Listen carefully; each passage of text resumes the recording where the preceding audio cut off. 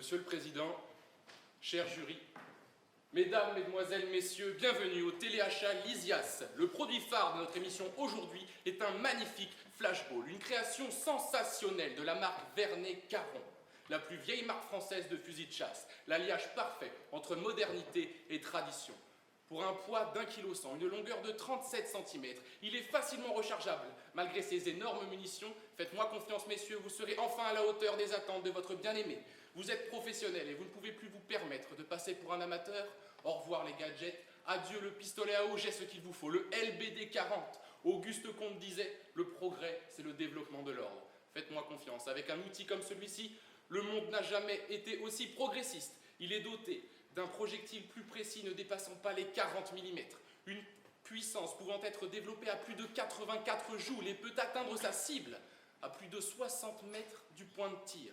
Son efficacité n'est plus à démontrer. Nous aurons d'ailleurs la chance d'accueillir Monsieur Jérôme Rodriguez, qui a pu, en avant-première, jeter un œil sur notre gamme de produits. Alors n'attendez plus et commandez votre flashball. Le flashball, l'outil des dieux, une efficacité qui crève les yeux. J'espère vous en avoir mis plein les oreilles et plein la vue. Avec cette brève présentation, j'ai fait le choix de l'incongru pour vous parler de tape à l'œil et vous en donner une définition. Tape à l'œil s'articule autour de deux grandes notions, deux principes à l'alchimie parfaite. D'un côté, l'apparence, de l'autre, le mensonge. Tape à l'œil incarne l'apparence. On le dit d'une chose qui attire fortement l'attention.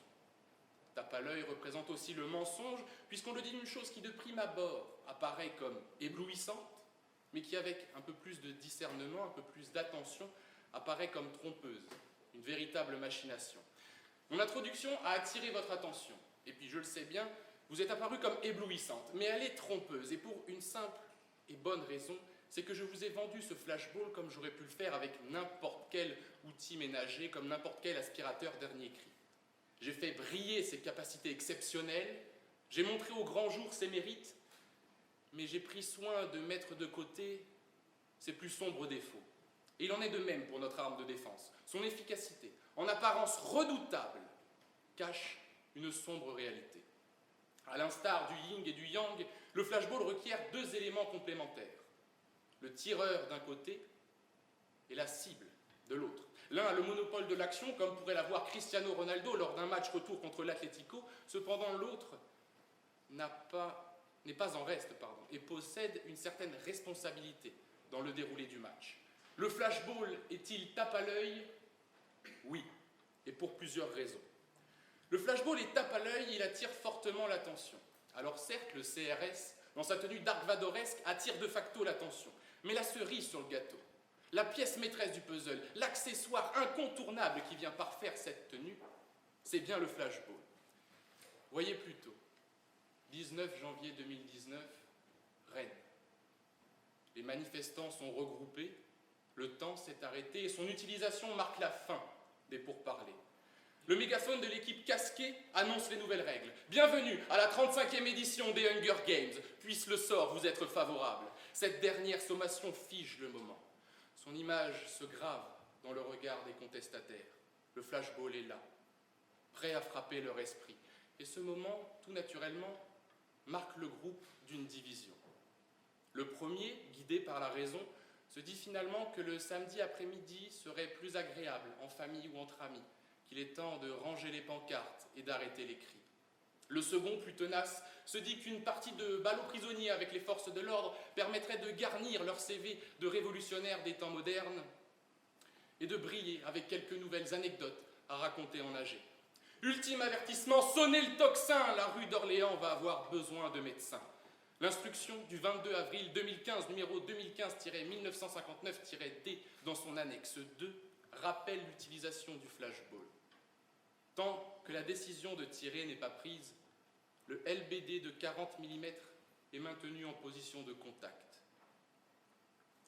Elle est pointée en direction de la menace, l'axe du canon sous l'horizontale, l'index le long du pontet sans contact avec la gâchette. Le tireur ne doit pas viser autre chose que le buste, les membres supérieurs ou les membres inférieurs. L'ultime avertissement est passé, le tocsin s'est tu, la rue d'Orléans s'est vidée, mais certains y ont perdu la vue. Les règles ont beau être claires, les hommes ont beau être entraînés, ils restent de simples êtres humains et donc faillibles, qui en plus de cela sont soumis à des situations plus que sensibles. Les manifestations ont beau être pacifiques, elles abritent des individus noirs renfermant en leur sein un désir de violence pathologique. Le flashball est tape à l'œil, il attire fortement l'attention et ce pour répondre à son objectif premier, la dissuasion avant utilisation. L'usage de la force est l'expression d'une faiblesse et annonciateur de destruction. Le flashball est tape à l'œil. Il apparaît comme une éblouissante alternative entre, d'un côté, le maintien de l'ordre et de l'autre, l'intégrité physique des contestataires. Les récentes actualités nous ont donné matière à réfléchir sur cette question. Malgré toutes les réglementations, toutes les préventions, les nouveaux modèles se voulant à létalité atténuée. Nous reviendrons un peu plus tard sur cette notion qui, pour moi, est absolument incroyable, comment on peut diminuer la létalité, enfin bon, nous y reviendrons. Malgré tous ces critères, il y a encore des drames. Si finalement, cette alternative que semblait incarner le flashball n'était en réalité qu'une tromperie, un soi-disant alliage parfait entre l'arme destructrice traditionnelle et l'arme de dissuasion. Le mythe prend naissance chez le constructeur Vernet Caron, fabricant d'armes stéphanois depuis 1820. Le flashball est présenté sur leur site internet comme une arme non létale de calibre 44 mm. Jusqu'ici, rien de bien choquant. C'est ce qui va suivre qui devrait vous faire un petit peu réfléchir. Il est écrit, et vous pourrez le vérifier chez vous, arme au look dissuasif, à la prise en main immédiate, elle s'adapte à toutes les situations. Cette présentation est un argument de vente utilisé par Decathlon pour leur tente Quechua. Alors ça peut prêter à sourire, mais il est là le problème. Faire du flashball, un gadget d'autodéfense accessible à tous. En cliquant sur ces quelques lignes de description, le site nous propose une gamme de flashballs très étendue, du plus standard au mieux équipé.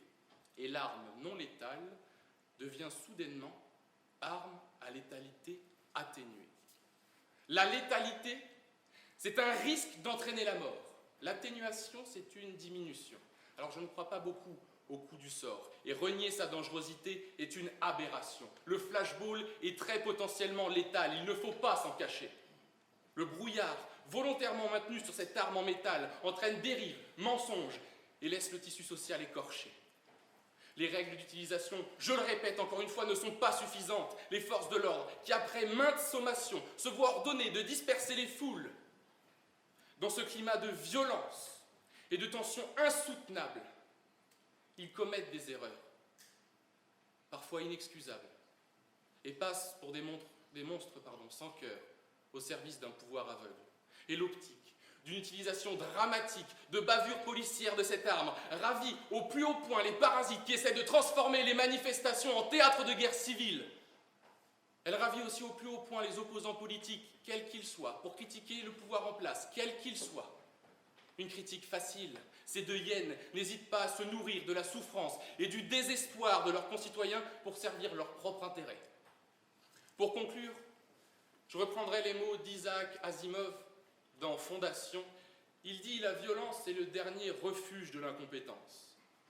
Le flashball est tape à l'œil, l'ultime avertissement est donné. Il est temps de chasser notre orgueil et admettre que nous nous sommes trompés en croyant que cet outil destructeur, soi-disant à létalité atténuée, pourrait ramener l'ordre et stopper les casseurs. Il incarne en réalité la puissance du pouvoir devant une situation qui lui fait peur. Mesdames, Mesdemoiselles, Messieurs, chers présidents, chers jurys, oui, le flashball est tape à l'œil. Et ce n'est pas un hasard si pendant ces manifestations, c'est la haine qui transperce leur regard.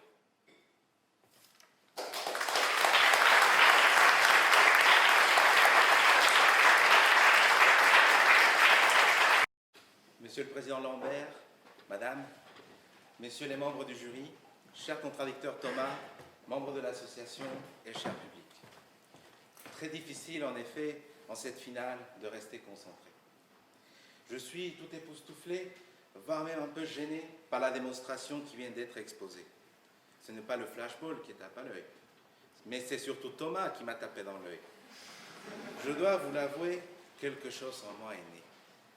Jour après jour, semaine après semaine, on se voit et on se croise. On s'entend et on se regarde, on se sent et on se touche. mais tout innocemment, jamais sexuellement. Chaque samedi, je le vois arriver avec ce costume taillé à la perfection, avec ce sourire qui fait mouiller mon pantalon. Je n'avais pas osé lui déclarer ma flamme par peur du rejet, par peur d'être gêné. Telle est ma grande frustration qui est mélangée à l'excitation d'être aujourd'hui face à vous en finale dans ce grand salon. Je dis bien que c'est Thomas qui m'a tapé dans l'œil et pas cet objet dont je vais vous en parler. En même temps, et c'est assez instinctif, quand vous êtes devant un policier, est-ce vraiment le flashball que vous regardez en premier? J'en doute fortement. Ce n'est pas mon cas. Devant un officier, je regarde surtout sa carrure et sa posture, son uniforme, et si j'ai commis une infraction, je tente de trouver un moyen de séduction. Adepte au calendrier des forces de l'ordre et des pompiers, j'ai un profond respect pour ceux qui assurent notre sécurité. Avouez que le flashball est relativement petit, parfois rikiki. Je suis certain qu'en comparaison, l'engin de Thomas est bien plus performant. Afin de mieux me préparer pour cette finale si prisée, j'en ai étudié des photos et j'en ai vu des vidéos. Je les ai regardées de près et je les ai comparées en taille, en forme et en couleur. Les noires sont forcément plus grosses, alors que les asiatiques le sont très petites. En France, elles sont de taille moyenne en comparaison à nos voisins de l'Union européenne. J'en ai vu passer des dizaines et des dizaines, j'en suis même arrivé à la centaine. J'espère que votre esprit est bien placé, car je vous parle du LBD et pas d'autre chose auquel vous aurez pu penser. Dans le sens premier, c'est sûr qu'il n'est pas coloré. En règle générale, le LBD est souvent d'une couleur grisâtre et opaque. Souvent d'un gris mou, celui du genou, souvent d'un gris pâle, celui qui rend malade. Bref, 50 nuances à distinguer entre tous les modèles proposés.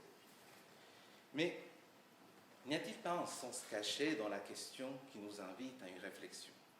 Monsieur le Président, Madame, Messieurs les membres du jury, laissez-moi attirer votre attention sur la profondeur de cette question. Non, le flashball n'est pas tape à l'œil. Il n'est pas voyant, il n'est pas marquant, il n'est pas criard, il n'est pas extravagant. Le flashball est une nécessité, laissez-moi vous le démontrer. Depuis tout petit, ma maman m'a dit « À l'ordre tu respecteras, un citoyen tu deviendras ».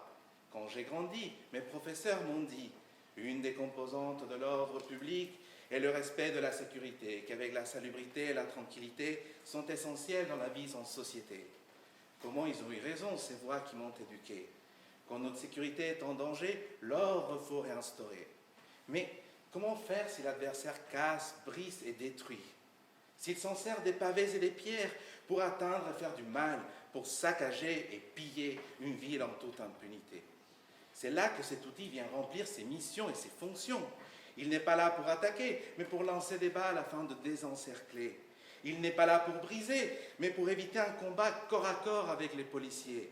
Il n'est pas là pour tuer, mais pour s'assurer que les armes létales, elles, ne seront presque jamais utilisées. Non, le flashball n'est pas tape à l'œil. Il n'est pas flamboyant, il n'est pas éblouissant, il n'est pas brillant, il n'est pas resplendissant. Le flashball est une nécessité, laissez-moi continuer. Aujourd'hui, je suis un défenseur de ceux qui subissent un grand malheur, de ceux qui ne se plaignent jamais, de ceux qui prennent et encaissent insultes et malaises, pour défendre notre sécurité, pour protéger nos petits aînés. Oui, je n'ai aucune honte à le dire, je défends les policiers. Quand on lit ces tags en ville, insultants et méprisants, il en faut bien un, désormais, qui soit du côté de ceux qui nous ont protégés. Je défends l'officier, le gendarme et le policier, qui garant du respect de la vie en société, aujourd'hui on leur fait un procès. J'ai entendu ceux qui pointent un défaut du mode d'emploi de cet outil qui porte à débat. Mais je leur réponds que ce n'est pas une individualité qu'il faut considérer. S'il y a eu des mauvais usages, ils seront lourdement réprimandés et sévèrement sanctionnés. Mais gardez-en en esprit que c'est tout un corps qui est contesté. Des règles et des procédures ont été créées, elles le sont dans leur globalité, toujours respectées. Non, le flashball n'est pas tape à l'œil. Il n'est pas étincelant, il n'est pas radiant, il n'est pas phosphorescent, il n'est pas incandescent. Le flashball est une nécessité, laissez-moi vous l'affirmer. Face aux Black Blocs encagoulés qui se sont pris à Marianne au 1er mai, face aux antisémites notoires qu'entre deux quenelles s'en prennent à l'ordre institué, face aux faux gilets qui ne sont plus jaunes, mais rouges, anarchistes et bruns fascistes, Face à ceux qui viennent pour casser des banques et des vitrines, la seule réponse possible est bien le LBD, qui n'est pas conçu comme une arme, mais comme un bouclier de sécurité. Pensez au boxeur de Tanger, qui a fait reculer les policiers. Pensez aux hommes enragés qui, avec de barres de fer, s'en prennent aux officiers. Ces images nous sont interloquées, et je suis certain que ça aurait pu être bien pire sans cet outil controversé. Non, le flashball ne pas tape à l'œil. Il n'est pas rutinant, il n'est pas scintillant, il n'est pas luminescent, il n'est pas foudroyant. Le flashball est une nécessité, laissez-moi vous le prouver. Il y a des règles à appliquer, un visage ne sera jamais visé. La tête est préservée, les parties génitales sont respectées. Il y a un usage proportionné, accompagné par une caméra désormais et par des personnes formées. Ce n'est pas moi qui le dis, mais les sénateurs qui l'ont affirmé. Ce n'est pas moi qui conclus ainsi, mais le Conseil d'État lui-même qui en a jugé. 7 mètres séparent désormais le manifestant de cet objet qui, en légitime défense, seulement peut être utilisé. Non, le flashball n'est pas tape à l'œil, il n'est pas lumineux, il n'est pas radieux, il n'est pas pétant, il n'est pas fluorescent. Le flashball est une nécessité, laissez-moi terminer. Durant ces nombreuses semaines qui arrivent, hélas, à leur fin, j'ai eu l'honneur de défendre avec le son de ma voix un grand nombre de sujets d'une immense variété. J'ai plaidé pour la sécurité du jaune comme en faveur de l'esprit vegan. J'ai chanté en honneur des imbéciles heureux et j'ai attaqué les blagues qui ont fait des malheureux. Elle est là la beauté de ce concours qui m'a permis de découvrir une passion qui sera, je l'espère, l'arme de ma future vocation. Des amitiés sont nées, des rivalités certainement, peut-être l'amour aussi, qui sait finalement. Je ne pouvais pas partir sans laisser une rime pour Quentin, qui, comme tout bon président, a été le garant de l'amusement de chaque participant. Bravo à Lysias et à Thomas, nous sommes déjà vainqueurs, toi et moi. L'ode à la parole et à l'éloquence nous sont menés jusqu'ici. Partons donc prendre un verre ensemble. Oui, c'est un rencard auquel je te convie. Et quant à vous, cher jury, je vous l'aurais dit. Non, il n'est pas tape à l'œil. Il n'est pas éblouissant, il n'est pas rayonnant. Il n'est pas fulgurant, il n'est pas flambant. Le flashball n'est rien de tout ça, mais moi j'espère l'avoir été et qu'à la fin de cette journée, de mon sourire, vous vous en souviendrez. Mon objectif sera alors accompli, je vous aurai tapé dans l'œil et je serai ainsi le vainqueur, peut-être pas du concours, mais du moins de votre cœur. Je vous remercie.